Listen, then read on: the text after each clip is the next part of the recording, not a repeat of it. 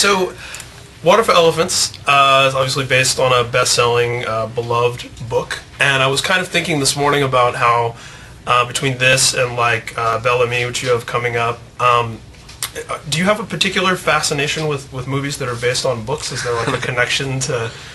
Have you? Has that even occurred to you really? How you keep doing these movies that are from literature? I think everything I've ever done, including like little TV things in England, like I think it's every single thing that's been based on a book. It's weird. I don't know why. I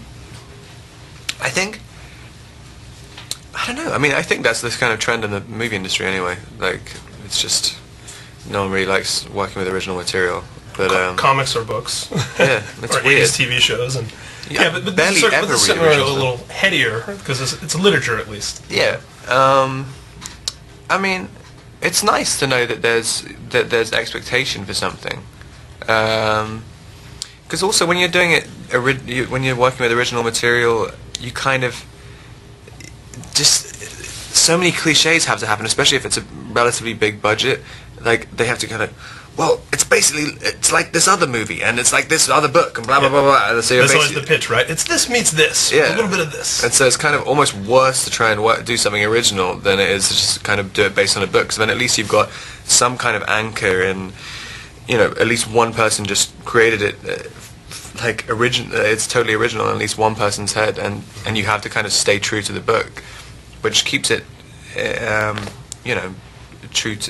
keeps it a piece of art more than just a marketing exercise. Yeah, it keeps it anchored. At the same time, I would imagine it adds an extra layer of responsibility as the performer, because then you have these legions of readers who have a character pictured a certain way in their mind, mannerisms, everything like that. Does that make it a little tougher? I mean, mainly because you don't want to ruin it for them. Because there's so many things where like someone's read a book, I love that book, and then I watched the movie and I couldn't even read the book again because I've got that image in my head that's destroyed it for me. Yeah.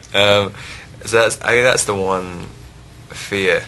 Sometimes it works in reverse, though. I mean, I read all of the Anne Rice Lestat books after seeing Interview with the Vampire. Yeah. I was like, this movie's awesome. These are books. So with the Harry Potter books, I mean, I'd never actually seen the movies, but I read the one which I did before, and I pictured the kids' heads and heads, the kids playing these parts. Their heads in your head.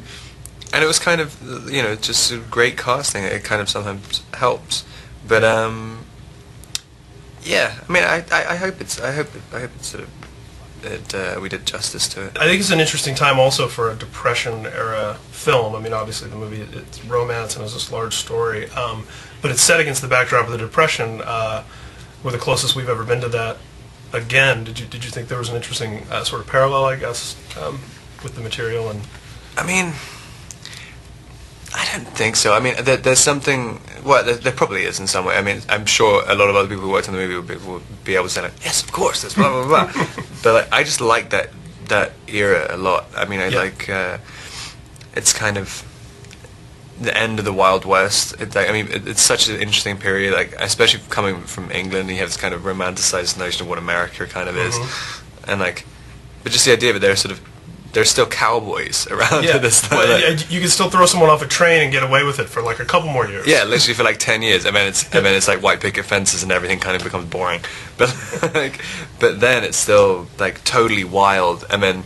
But there's also like big industries starting up at the same time. So there's this huge energy, even though it's in the Depression. But also there's this, there's this big hope at the same time, because people at the time thought it couldn't get any worse, I guess. Yeah. So yeah.